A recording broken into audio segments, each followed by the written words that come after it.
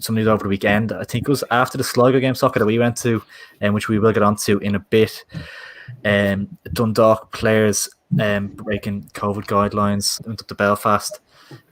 So yeah, it's not a good look for a side that lost 1-0 on Friday evening and are down in the bottom half of the table. I mean, not ideal. Like, I thought it was just so funny. Like, looking at it, like, how did they think they were going to get away with it? Like, you're walking around with like, they're pretty recognisable anyway. But it's Sonny Nattestad's like 6'7" and Pharaoh looking fella. Like, you're clearly going to recognise him. Do you know what I mean? Like, I don't know what to like. It just seems like that group is all over the shop at the moment. Really, like, yeah. I think I don't think even I'm a bit of stretching out on a limb here, but you'd think if you have like a decent manager in charge, like stuff like that wouldn't really happen. Like, you know, kind of pulled them together and it's like, you know, cop the fuck on really. Like, but yeah, I don't pretty mental. And I think Socko, you were saying like the FAI were talking when you were at the game, like you can see FAI officials talking to some of the Dundalk group or something. Yeah, there's a few FAI officials at the game on Friday, and then they were probably shocked to find like 2 days later. The Dundalk players to be like breaching COVID guidelines. There was a day or two before, but does in the Republic is it inter-county travel? You're allowed. That's the 32 counties, is it? No, because it's you can travel up north, I think, but it's like you're not meant to unless it's essential. Yeah, like strongly discouraged.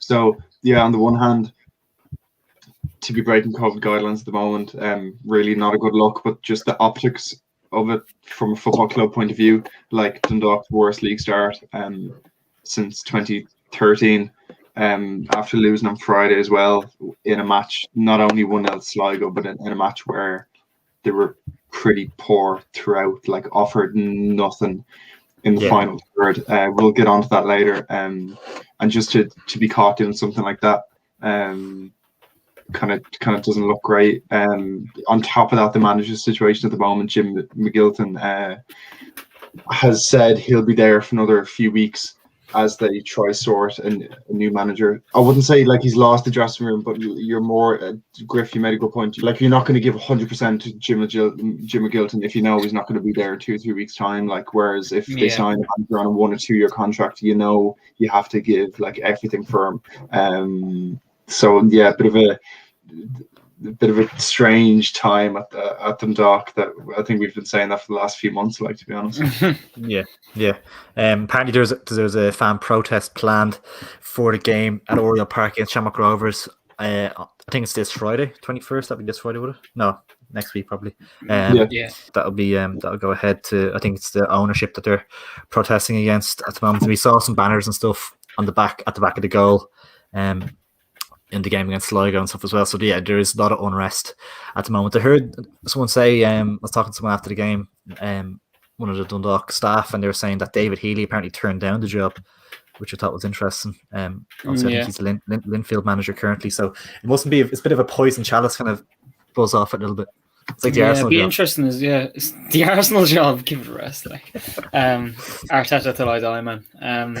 Anyway, I don't know. Yeah, a bit of a weird one, because even I said on RTE when Dundalk were playing, they were like, David Healy's in line to get the job. So I thought it was kind of like done and dusted at that stage. So yeah, a bit of a weird one. Like, it seems like I don't know. They were saying, because a few weeks ago they were saying they had like loads of applications to the job and stuff, and they were filing through them all, and it was going to take a while. So I don't know. I wouldn't be surprised, because like knowing the owners as well, like they appointed Filippo from nowhere. So like now that Healy's not going for it, and Healy would be pretty, a pretty high reputation on the island. Like I think it's going to be interesting to see who they go for from now. Like, so yeah, I don't know. Yeah. Would Robbie Keane go there? Like, I don't even know if he'd do well. Like, he's not that good a manager, I don't think. Like, yeah, is he? I don't know. He was captain. He was a captain, so, like, for Ireland. So you can kind of see him having like a bit of a, I don't know, leader. I don't know, man. He wasn't, because even as a coach, like he wasn't on the Ireland.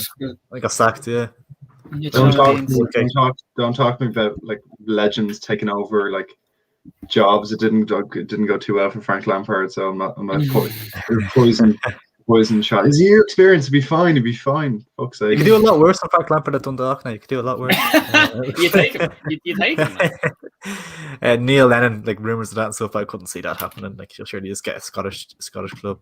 But yeah, I think Vinny Pert would steady the ship for the season, maybe or something. There was his name's been mentioned a good few times. Like I think someone said it would be a good return for him. Like I'm not sure how his relationship is after being sacked. It was last summer by Peak Six. Like Robbie Keane shouldn't be.